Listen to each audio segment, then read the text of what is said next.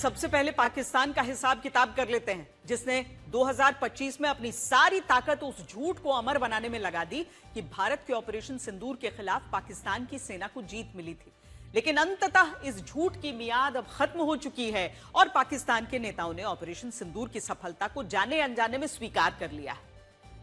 पाकिस्तान के विदेश मंत्री इशाक डार ने माना है कि भारत ने ऑपरेशन सिंदूर में उसके नूर खान एयरबेस पर बड़ा ड्रोन हमला किया था, जिसमें एक ड्रोन से उसके सैन्य ठिकाने को नुकसान पहुंचा था और कुछ सैनिक भी इस हमले में घायल हुए थे। सुनिए।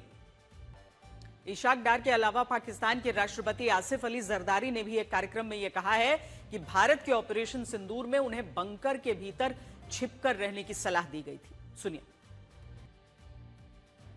पाकिस्तान के इन बयानों से स्पष्ट है कि सच को बचाव की जरूरत नहीं होती और वो अपने आप सामने आ जाता है, जबकि झूठ को हर दिन नए झूठ से ढकना पड़ता है।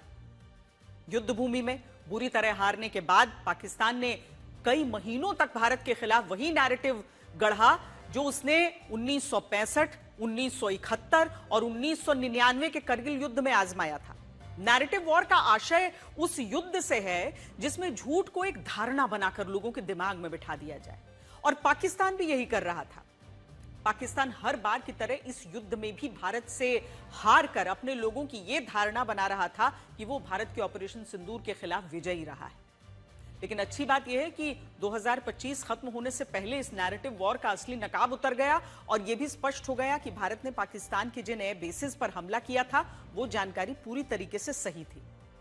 इसके अलावा इस कबूलनामे से 4 और बातें पता चलती हैं।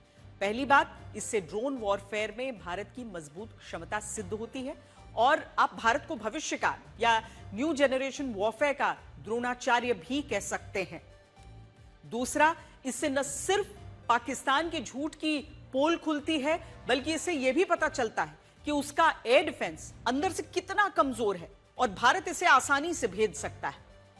तीसरा, इससे यह भी स्पष्ट हो गया कि जनरल आसिम मुनीर प्रमोशन का हकदार नहीं था और वो एक फील्ड मार्शल है, जिसे पाकिस्तान ने सिर्फ नैरेटिव के लिए फील्ड मार्शल और चीफ ऑफ डिफेंस फोर्सेस बना दिया। और आखिरी पॉइंट यह है कि झूठ कभी भी बुलेट प्रूफ नहीं हो सकता, इसे एक न एक दिन छलनी होना ही पड़ता है, और आज पाकिस्तान के साथ यही हो रहा है। पाकिस्तानी सरकार ने हाल ही में अपने 126 सैनिकों को मरणोपरांत वीरता पुरस्कार से सम्मानित किया, जिसके बाद लगातार यह चर्चा हो रही है कि अगर पाकिस्तान को ऑपरेशन सिंदूर में कोई नुकसान नहीं हुआ तो ये 126 सैनिक कब और कहां मारे गए। वैसे ऑपरेशन सिंदूर के बाद पाकिस्तान में मुसलसल खौफ का माहौल है। हाल ही में पाकिस्तान के सेना प्रमुख आसिम मुनीर जब लीबिया के दौरे पर पहुंचे तब खबरें हैं कि उन्होंने बुलेट प्रूफ जैकेट पहनी हुई थी। इसके अलावा 24 दिसंबर को जब उन्होंने 273वीं कोर कमांडर कॉन्फ्रेंस को संबोधित किया तब भी वो बुलेट प्रूफ शीशे के पीछे खड़े होकर भाषण दे रहे थे। और इन तस्वीरों की पाकिस्तान में खूब चर्चा हो रही है। कहा जा रहा है कि क्या आसिम मुनीर को उन अज्ञात शूटर्स का डर है जिन्होंने पिछले 1-1.5 साल में कई आतंकवादियों की हत्या कर दी है। आज सबसे पहले यह खबर हमने आपको इसीलिए दिखाई क्योंकि 2025 अब खत्म हो रहा है और इस साल ऑपरेशन सिंदूर को लेकर हमारे देश में काफी राजनीति हुई है। किसी ने सेना से उसकी सफलता के सबूत मांगे तो किसी ने सीज फायर में अमेरिका के राष्ट्रपति डोनाल्ड ट्रंप की भूमिका को लेकर सवाल पूछे। इस पूरी राजनीति में नोट करने वाली बात यह रही कि सरकार ने और सेना ने जो कुछ कहा उस पर कुछ लोगों द्वारा कम भरोसा किया गया। आम लोगों ने यह फर्क खुद महसूस किया कि जो जिम्मेदार नेता हैं उन्होंने सच को संशय के साथ ही देखा, और इसी वजह से इस साल ऑपरेशन सिंदूर युद्ध भूमि से ज्यादा राजनीतिक भूमि में चर्चा का विषय रहा।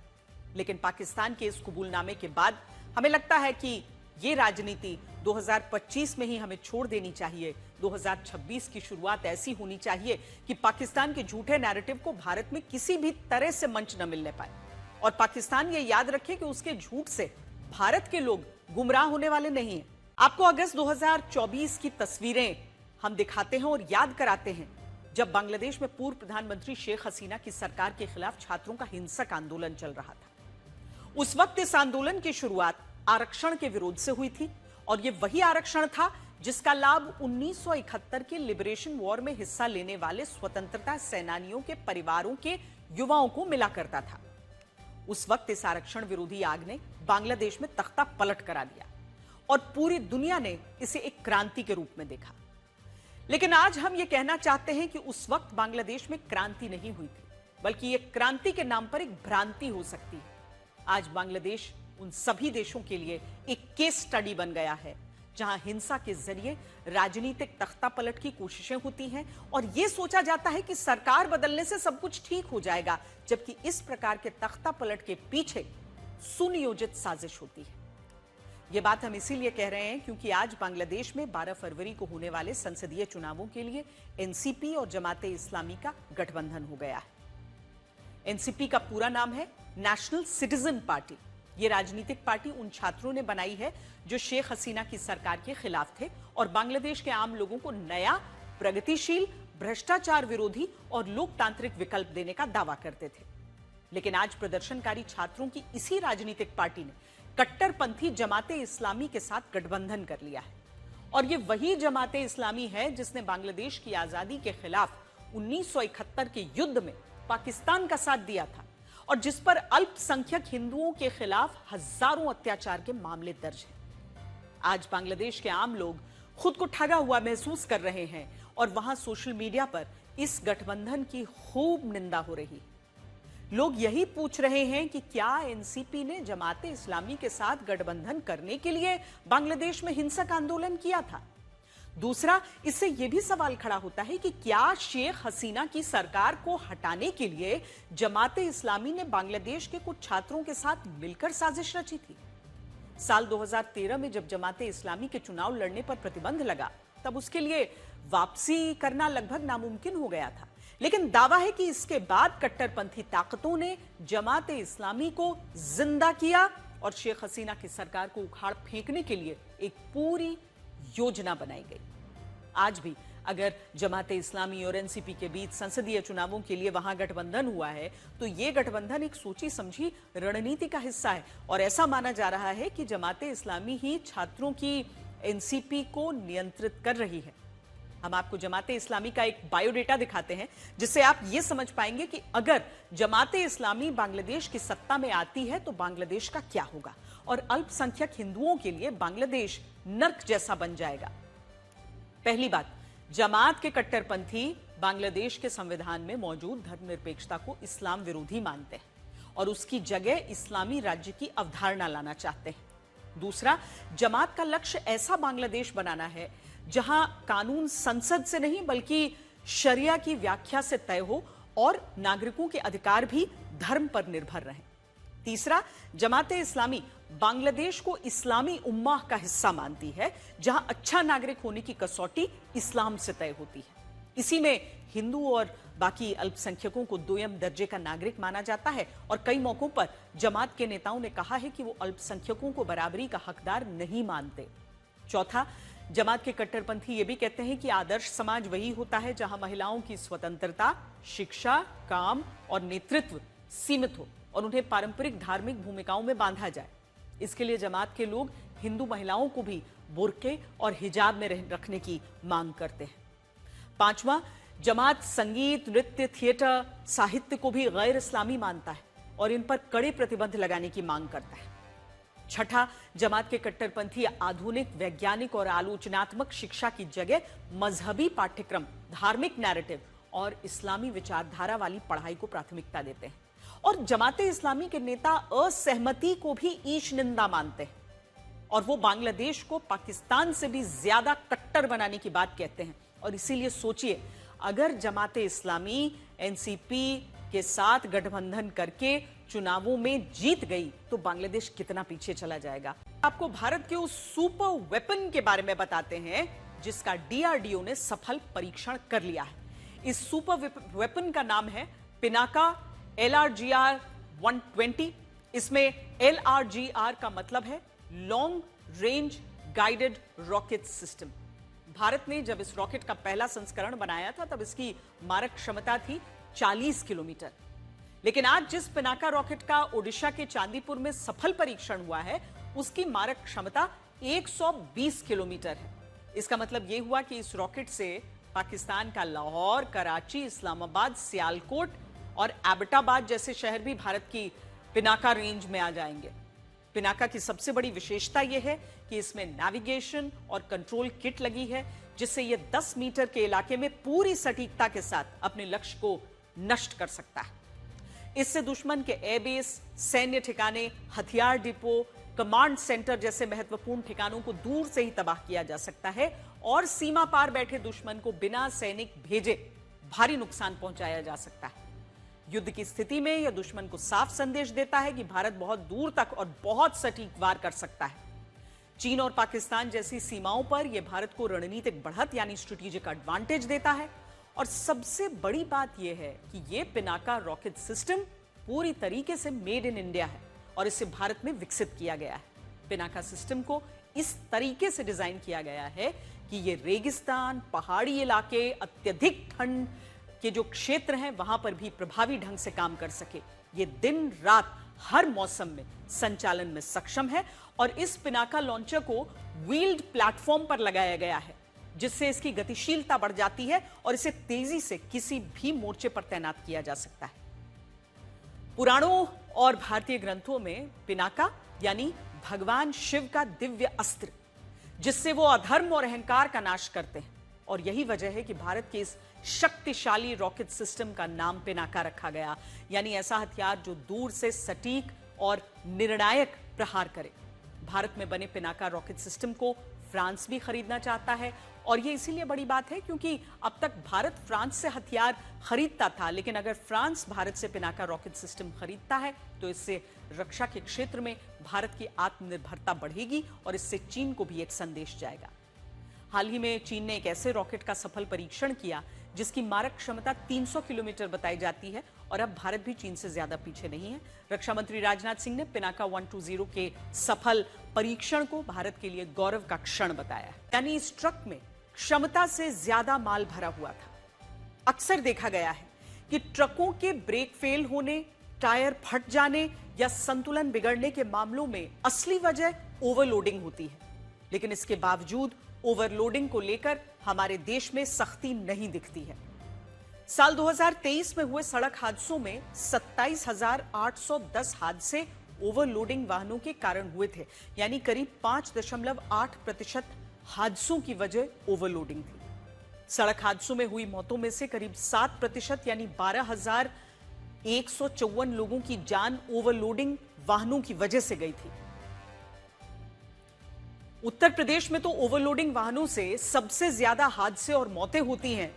देश में ओवरलोडिंग की वजह से होने वाले कुल हादसों में 7,466 यानी करीब 27% हादसे यूपी में हुए और इन हादसों में होने वाली 31% मौतें भी यूपी में ही हुई। ट्रकों में ओवरलोडिंग विशुद्ध रूप से मुनाफाखोरी है और इस मुनाफाखोरी में सबका हिस्सा होता है। इससे ट्रक के मालिक, ट्रांसपोर्टर और ट्रैफिक नियमों की निगरानी करने वाले अधिकारी सभी लाभ कमाते हैं, इसीलिए इस पर सख्ती नहीं की जाती। ट्रक में ओवरलोडिंग करने से एक बार में ही ज्यादा माल आ जाता है। इससे ट्रक को ज्यादा चक्कर नहीं लगाने पड़ते, जिससे ईंधन, टोल, ड्राइवर और बाकी खर्च बच जाते हैं, मतलब कम खर्च में ज्यादा मुनाफा। इसके अलावा माल ढुलाई करवाने वाली कंपनियां चाहती हैं कि कम से कम रेट में माल ढुलाई हो जाए। ऐसी स्थिति में ट्रांसपोर्टर अपना घाटा कम करने के लिए ओवरलोडिंग करते हैं।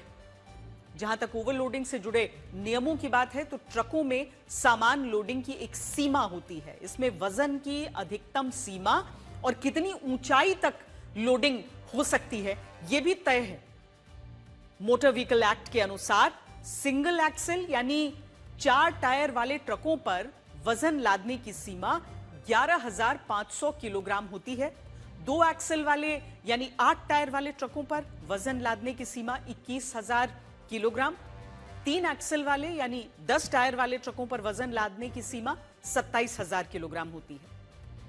अगर ट्रक में लोडिंग की ऊंचाई से जुड़े नियम देखें तो किसी ट्रक में सामान लोडिंग के बाद उसकी ऊंचाई जमीन से 13 फीट से ज्यादा ऊंची नहीं हो सकती, फिर चाहे वो ट्रक बॉक्स वाला हो या ओपन रूफ वाला हो। यानी नियम कहते हैं कि ट्रक में चाहे जो भी सामान भरा हो उसकी ऊंचाई 13 फीट से ज्यादा नहीं होगी और वजन भी ट्रक के वजन उठाने की क्षमता से ज्यादा नहीं होगा। उदाहरण के तौर पर यह नहीं हो सकता कि अगर किसी 10 टायर वाले ट्रक की क्षमता 27,000 किलोग्राम वजन उठाने की है और उसमें रुई ले जानी हो, तो उसमें इतनी रुई भर दी जाए कि लोडिंग के बाद उसकी ऊंचाई कई फीट ऊपर तक पहुंच जाए। देश में ट्रैफिक से जुड़े नियम हर तरह के हैं, लेकिन उनका पालन कोई नहीं करना चाहता। रामपुर हादसे को लेकर ट्रक ओवरलोडिंग पर सवाल तो उठ रहे हैं, लेकिन आज हमें इस हादसे से जुड़े वीडियो के जरिए आम लोगों के ट्रैफिक सेंस को भी परखना चाहिए। आप हमारी ये रिपोर्ट देखिए।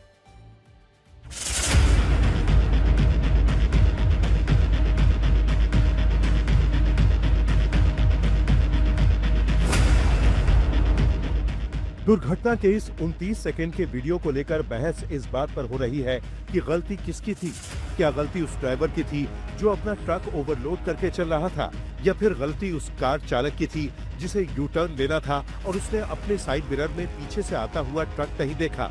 इस बहस को विराम देने के लिए हम आपको इस पूरे वीडियो में लोगों के ड्राइविंग सेंस और वाहन चलाने के नियमों को लेकर गंभीरता दिखाना चाहते हैं। रामपुर की सड़क पर चलने वाले लोगों का रोड सेंस देखिए। बाइक सवार बिना हेलमेट के जा रहे हैं, उल्टी दिशा से रोड क्रॉस कर रहे हैं। ई रिक्शा चालक सड़क क्रॉस करने की इतनी जल्दी में है कि वो ट्रैफिक पर ध्यान ही नहीं दे रहा। मतलब कोई भी वाहन कहीं से भी घुसा चला आ रहा है, जबकि ट्रक और गाड़ियां उन्हीं की तरफ आ रही हैं। इसी वीडियो में एक और बाइक सवार देखिए, ये बिना हेलमेट के रोड क्रॉस कर रहा है, जबकि आप देख रहे होंगे कि ट्रक और बोलेरो कार उसके बिल्कुल पास में आ गए हैं। इस बाइक चालक को भी देखिए, ये भी बिना हेलमेट के उल्टी दिशा से सड़क पार कर रहा है, जबकि वो देख रहा होगा कि उसी रोड पर ट्रक बहुत तेजी से उसकी तरफ आ रहा है। इस वीडियो में बोलेरो के पीछे वाले बाइक चालक को देखिए, वो भी बिना हेलमेट के है।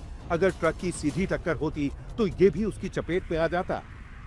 जब बोलेरो और ट्रक की टक्कर हुई तो उसी दौरान ठीक सामने से एक ई रिक्शा चालक भी गुजर रहा था। सोचिए, अगर ट्रक और बोलेरो की टक्कर नहीं हुई होती तो पक्की बात थी कि ई रिक्शा से उसकी टक्कर जरूर होती।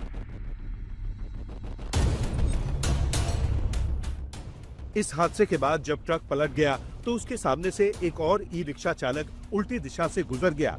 मतलब उसे इस बात का डर नहीं था कि टक्कर उससे भी हो सकती थी। ये सब हम आपको इसलिए दिखा रहे हैं क्योंकि हमारे देश में लोगों के अंदर रोड सेंस की कमी है। वाहन चलाने का लाइसेंस बहुत आसानी से और सुविधा शुल्क लेने वाले कुछ बिचौलियों की मदद से आसानी से बन जाता है। यही वजह है कि मोटरसाइकिल, गाड़ियां, ट्रक, ई रिक्शा जो कुछ भी सड़क पर चल रहा है, उसे चलाने वाला नियमों को जानता ही नहीं, और अगर जानता है तो उसका पालन ही नहीं करता। ऐसी स्थिति में अगर हादसे नहीं होंगे तो और क्या होगा। अभी कुछ दिन पहले हमने आपको बताया था कि चांदी की कीमतें 2 लाख रुपए प्रति किलोग्राम पर पहुंच गई हैं। हमने आपको यह भी कहा था कि जो तेजी दिख रही है, जल्द ही ये 2.5 लाख रुपए तक पहुंच जाएगी। ये खबर बताए अभी केवल 10 दिन हुए हैं और इन 10 दिनों में ही चांदी की कीमतों ने 2.5 लाख का आंकड़ा छू लिया है। सोने की कीमतें भी 1,40,000 रुपए प्रति 10 ग्राम तक पहुंच चुकी हैं। पुराने जमाने में घर के बड़े बूढ़े सोना और चांदी खरीदने पर जोर देते थे। उनका मानना था कि सोना चांदी घर में रखा होगा तो बुरे वक्त में काम आएगा। उनकी ये सोच आज के दौर में एक बड़ी सीख बन गई है। पुराना सोना और चांदी आज के लोगों को करोड़पति बना रहा है। पिछले 25 वर्षों से सोना और चांदी एक ऐसा निवेश रहा है जिसने सबसे अच्छे रिटर्न दिए हैं। गोल्ड ने सालाना 14.3% की दर से, चांदी ने 14.1% की दर से प्रॉफिट दिया है। दिसंबर 1999 में सोने की कीमत 4,394 रुपए प्रति 10 ग्राम थी और तब से करीब 14.1% के कंपाउंड एनुअल ग्रोथ रेट से बढ़ते हुए आज इसकी कीमत 1,40,000 रुपए प्रति 10 ग्राम है। इसी तरह से दिसंबर 1999 में चांदी की कीमत 8,067 रुपए थी और तभी से करीब 14.1% के कंपाउंड एनुअल ग्रोथ रेट से बढ़ते हुए आज इसकी कीमत है 2,67,000 रुपए प्रति किलोग्राम। पिछले 25 वर्षों में सेंसेक्स और निफ्टी ने भी इतना बढ़िया रिटर्न नहीं दिया जितना सोना और चांदी दे रहे हैं। दिसंबर 1999 में सेंसेक्स 5,000 पर था, यहां से सालाना 11.5% की दर से बढ़कर आज 85,000 पर पहुंचा है। निफ्टी इन 25 वर्षों में 1480 से 11.7% की दर से बढ़ते हुए आज 26,000 पर पहुंच गया है। लेकिन रिटर्न के मामले में सेंसेक्स और निफ्टी की तेजी सोना और चांदी से ज्यादा नहीं रही।